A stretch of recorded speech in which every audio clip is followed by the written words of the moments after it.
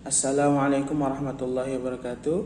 Perkenalkan, nama saya Jabar dari program studi Pendidikan Bahasa dan Sastra Indonesia kelas B pagi semester 6. Nah, di sini saya akan membahas sedikit tentang perkembangan bahasa anak dalam mata kuliah psikolinguistik yang diampu oleh Ibu Rini Agustina Magister Pendidikan.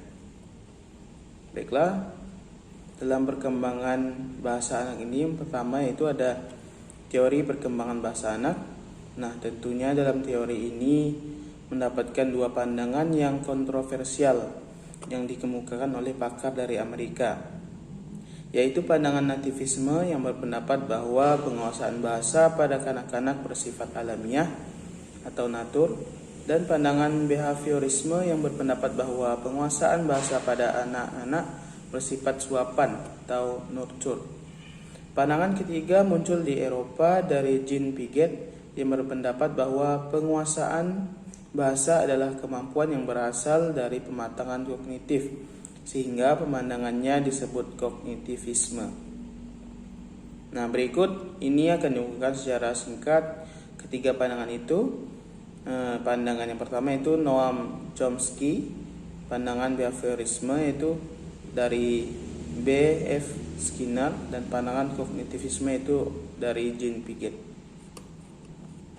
Nah, yang pertama ada pandangan nativisme.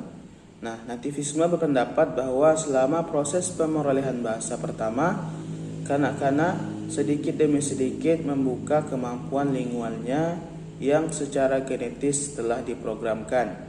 Nah, pandangan ini tidak menganggap lingkungan punya pengaruh dalam pemulihan bahasa, melainkan menganggap bahwa bahasa merupakan pemberian biologis, sejalan dengan yang disebut hipotesis pemberian alam.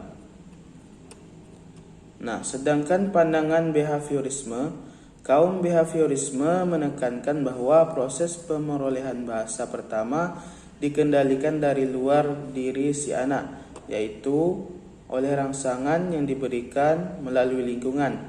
Nah, istilah bahasa bagi kaum behaviorisme dianggap kurang tepat karena istilah bahasa itu menyiratkan sesuatu wujud, sesuatu yang dimiliki atau digunakan, dan bukan sesuatu yang dilakukan.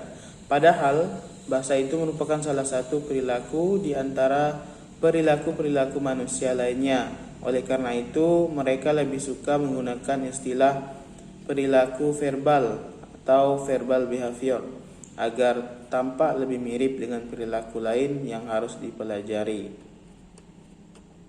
Selanjutnya itu pandangan kognitivisme. Jean Piaget 1954 menyatakan bahwa bahasa itu bukanlah suatu ciri alamiah yang terpisah, melainkan salah satu di antara beberapa kemampuan yang berasal dari kematangan kognitif. Nah, bahasa distrukturi oleh nalar, maka perkembangan bahasa harus berlandas pada perubahan yang lebih mendasar dan lebih umum di dalam kognisi. Jadi, urutan-urutan perkembangan kognitif menentukan urutan perkembangan bahasa. Selanjutnya itu perkembangan motorik. Nah, perkembangan motorik merupakan perkembangan bayi sejak lahir yang paling tampak, yakni sebuah perkembangan yang bertahap dari duduk, merangkak, sampai berjalan. Tak lama sudah lahir, seorang bayi akan menghabiskan waktunya antara 14 sampai 18 jam untuk tidur, dan kemudian berangsur-angsur menjadi berkurang. Pada usia 3 atau 4 bulan, bayi sudah mampu duduk sebentar, sekitar 1 menit, dengan bantuan orang dewasa. Nah, pada usia 7 atau 8 bulan, bayi sudah mampu duduk sendiri tanpa bantuan, dan menjelang usia 9 bulan, bayi mampu duduk selama 10 menit atau lebih. Kemampuan merangkak terjadi pada usia 7 bulan, dan sebulan kemudian mulai tampak kemampuannya berdiri sambil berpegangan pada kursi. Nah, pada usia 11 bulan, anak dapat berdiri sendiri, dan sekitar usia 13 bulan dia sudah mampu berjalan sendiri. Selanjutnya perkembangan sosial dan komunikasi. Sesungguhnya semenjak lahir bayi sudah disetel secara biologis untuk berkomunikasi. Dia akan tanggap terhadap kejadian yang ditimbulkan oleh orang di sekitarnya, terutama ibunya. Nah, daya lihat bayi yang paling baik berada pada jarak kira-kira 20 cm atau 8 inci, yakni jarak yang terjadi pada waktu interaksi rutin terjadi antara bayi dan ibu, yaitu pada saat bayi itu menyusu pada ibunya. Kurang lebih 70% dari waktu menyusui itu, sang ibu memandangi bayinya dalam jarak 20 cm itu. Oleh karena itu, bayi akan membalas tatapan ibunya dengan melihat mata sang ibu yang menarik perhatiannya. Kemudian juga belajar bahwa sewaktu terjadi saling tatap mata berarti ada komunikasi antara dia dan ibunya. Selanjutnya ada perkembangan kognitif. Nah, perkembangan kognitif ini dibagi menjadi 4 bagian. Yang pertama ada tahap sensomotorik, yang kedua ada tahap praoperasional, yang ketiga ada tahap operasional konkret, dan yang keempat tahap operasional formal menurut Morgan tahun 1986. Yang pertama yaitu tahap sensomotorik. Tahap sensomotorik ini merupakan tahap pertama dalam perkembangan kognisi anak dan berlangsung pada sebagian dari 2 tahun pertama dalam kehidupannya. Nah, pada awal tahap ini bayi belum membedakan dirinya dari isi dunia lainnya, dan tingkah lakunya terbatas pada penggunaan pola-pola respon baru, dan si bayi dapat membuat gerakan-gerakan baru yang disengaja. Memori atau daya ingat yang belum sempurna muncul bersamaan dengan beberapa antisipasi akan hal-hal yang akan datang. Urutan perkembangan yang pertama pada tahap ini adalah penggunaan panca motorik. Lalu pada tahun kedua muncul koordinasi dari kedua kemampuan awal ini. Pada akhir periode sensomotorik bayi dapat berpikir tentang dunia, yaitu yang berhubungan dengan pengalaman-pengalaman dan tindakan-tindakan yang sederhana. Yang kedua ada tahap praoperasional. Nah, pada tahap ini cara berpikir anak-anak masih didominasi oleh cara-cara bagaimana hal-hal atau benda-benda itu nampak. Cara berpikirnya masih kurang operasional. Umpamanya kanak-kanak itu belum bisa menyadari bahwa jumlah benda akan tetap sama meskipun benda atau pengaturannya berubah. Misalnya, dalam eksperimen pada seorang anak dihadapkan 2 buah gelas yang besar dan bentuknya sama, dan keduanya sama-sama berisi air penuh. Kemudian air dari gelas yang satu dipindahkan ke sebuah silinder kaca yang bentuknya lebih kecil sedikit, tetapi lebih tinggi dari gelas itu. Nah, air dalam silinder itu tampak lebih tinggi daripada yang ada dalam gelas.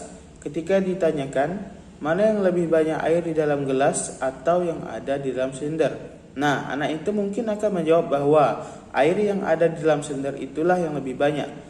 Pendapat ini tentu didasarkan pada aspek tertentu yang memaksakan situasi tertentu.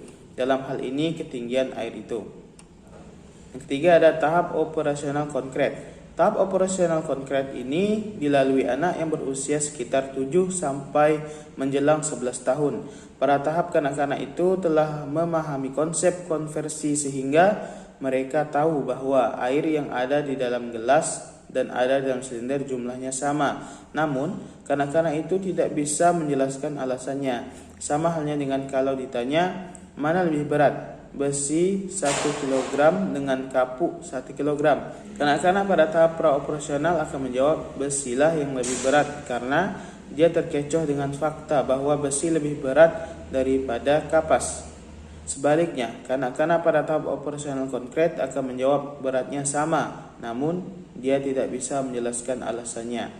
Nah, yang terakhir yaitu tahap operasional formal. Pada tahap ini yang dilalui setelah anak berusia 11 tahun ke atas. Anak-anak sudah berpikir logis seperti halnya dengan orang dewasa. Selama periode operasional formal ini, anak-anak mulai menggunakan aturan-aturan formal dari pikiran dan logika untuk memberikan dasar kebenaran jawaban-jawaban mereka. Nah, mereka merumuskan dan mengetes hipotesis-hipotesis yang rumit, mereka berpikir abstrak, dan mereka menggeneralisasikan dengan menggunakan konsep yang abstrak dari satu situasi ke situasi yang lain. Menurut Morgan 1986. Nah, mungkin itu saja pembahasan yang dapat saya sampaikan. Kurang dan lebihnya saya mohon maaf. Nah, untuk materi yang selanjutnya akan disampaikan oleh rekan saya, Saudari Septiani Lingga. Perkenalkan, nama saya Septiani Lingga, saya Prodi Pendidikan Bahasa dan Sastra Indonesia. Nah, jadi saya di sini akan melanjutkan materi tentang perkembangan bahasa. Yang tadi sudah dijelaskan beberapa tahap-tahap yang dijelaskan oleh Saudara Jabar. Terima kasih kepada Saudara Jabar telah menjelaskan tentang materi-materi sebelumnya. Nah, jadi di sini saya akan melanjutkan materi tentang perkembangan bahasa. Perkembangan bahasa yaitu bayi yang baru lahir sampai usia 1 tahun lazim disebut dengan istilah infant yang artinya tidak mampu berbicara. Istilah ini memang tidak tepat kalau dikaitkan dengan kemampuan berbicara atau berbahasa, namun kurang tepat atau tidak tepat kalau dikaitkan dengan kemampuan berkomunikasi, sebab meskipun tanpa bahasa, bayi sudah dapat atau sudah melakukan berkomunikasi dengan orang yang memeliharanya. Selanjutnya ada tahap perkembangan artikulasi. Nah, tahap perkembangan artikulasi ini yaitu tahap ini dilalui bayi antara sejak lahir sampai kira-kira berusia 14 bulan. Yang pertama, bunyi resonansi. Bunyi resonansi ini yaitu penghasilan bunyi yang terjadi dalam rongga mulut. Tidak terlepas dari kegiatan dan perkembangan motorik bayi pada bagian rongga mulut itu. Kegiatan atau aktivitas rutin yang menyangkut rongga mulut itu telah dilakukan oleh bayi sampai usia 6 bulan, yaitu sewaktu bayi menyusu pada ibunya. Untuk mengenyut bayi itu harus menutup rongga hidung dengan menaikkan velum. Sesudah rongga hidung tertutup, si bayi membuat ruang kosong di rongga mulut dengan menurunkan rahang bawah. Selanjutnya ada bunyi berdekut. Nah, bunyi berdekut ini mendekati usia 2 bulan bayi telah mengembangkan kendali otot mulut atau untuk memulai dan menghentikan gerakan secara mantap. Dan yang ketiga, bunyi berleter. Nah, bunyi berleter ini adalah mengeluarkan bunyi yang terus-menerus tanpa tujuan. Berleter ini biasanya dilakukan oleh bayi yang berusia antara 4 bulan sampai 6 bulan. Adapun yang keempat, bunyi berleter ulang. Nah, bunyi berleter ulang ini yaitu tahap ini dilalui si anak sewaktu berusia antara 6 sampai 10 bulan. Menjelang usia 6 bulan, si anak dapat memonyongkan bibir dan menarikkannya ke dalam tanpa menggerakkan rahang. 2 bulan berikutnya, dia dapat mengatupkan bibirnya rapat-rapat selama mengunyah dan menelan makanan yang agak cair. Yang kelima ada bunyi vokabel. Bunyi vokabel ini adalah bunyi yang hampir menyerupai kata tetapi tidak mempunyai arti dan bukan merupakan tiruan dari orang dewasa. Bentuk vokabel ini sudah konsisten secara fonetis. Vokabel ini terdiri dari 4 macam yaitu 1 vokal atau vokal yang diulang, 2 nasal yang silabis, 3 frikatif yang silabis, dan 4 rangkaian konsonan vokal dengan atau tanpa reduplikasi dan konsonannya berupa nasal dan bunyi hambatan. Vokabel ini adalah yang dapat dihasilkan oleh sang anak antara usia 11 sampai 14 bulan. Menjelang usia 11 bulan, anak sudah dapat menaikkan ujung lidahnya dan mengendalikan gigitannya terhadap makanan yang lunak. Selagi mengunyah, dia dapat menarik bibir dan pipinya ke dalam dan dapat juga menutup bibirnya pada waktu menelan cairan. Selanjutnya, tahap perkembangan kata dan kalimat. Nah, yang pertama, perkembangan kata. Perkembangan kata, kemampuan mengucapkan kata pertama sangat ditentukan oleh penguasaan artikulasi dan oleh kemampuan mengikatkan kata dengan benda yang menjadi rujukan Pengaitan ada penghubungan antara kata yang bersangkutan dengan benda atau secara konsisten dapat membantu anak dan mengucapkan kata itu. Tanpa adanya pengaitan, tampaknya menjadi kendala bagi anak untuk dapat mengucapkan kata itu. Yang kedua, ada kalimat satu kata. Kalimat satu kata ini yaitu kata pertama yang berhasil diucapkan anak akan disusul oleh kata kedua, ketiga, keempat, dan seterusnya. Keistimewaan kata-kata yang diucapkan anak biasanya dapat ditafsirkan sebagai sebuah kalimat yang bermakna. Jadi, bicara anak yang pertama kalinya mengandung makna adalah terdiri atas kalimat satu kata. Yang pertama kali muncul adalah ujaran yang sering diucapkan oleh orang dewasa yang didengarnya atau yang sudah diakrabinya setelah mainan orang, binatang, pikiran, makanan, dan pakaian. Selanjutnya ada kalimat dua kata. Nah, kalimat dua kata ini yaitu dengan kalimat dua kata adalah kalimat yang hanya terdiri dari dua kata buah. Sebagai kelanjutan dari kalimat satu kata, kemampuan untuk menggabungkan dua kata ini dalam bentuk sebuah kalimat dikuasai anak menjelang usia 18 bulan. Selanjutnya ada kalimat lebih lanjut. Kalimat yang lebih lanjut itu yaitu setelah penguasaan kalimat dua kata mencapai tahap tertentu, maka berkembanglah penyusunan kalimat yang terdiri dari 3 buah kata. Kalimat 3 kata ini sebenarnya merupakan hasil penggabungan atau perluasan dari konstruksi dua kata sebelumnya yang digabungkan. Misalnya konstruksi agen. Aksi digabungkan dengan konstruksi aksi objek sehingga menjadi struktur agen aksi objek. Nah, jadi menjelang usia 2 tahun, anak rata-rata sudah dapat menyusun kalimat 4 kata, yakni dengan cara perluasan meskipun kalimat 2 kata masih mendominasi korpus bicaranya.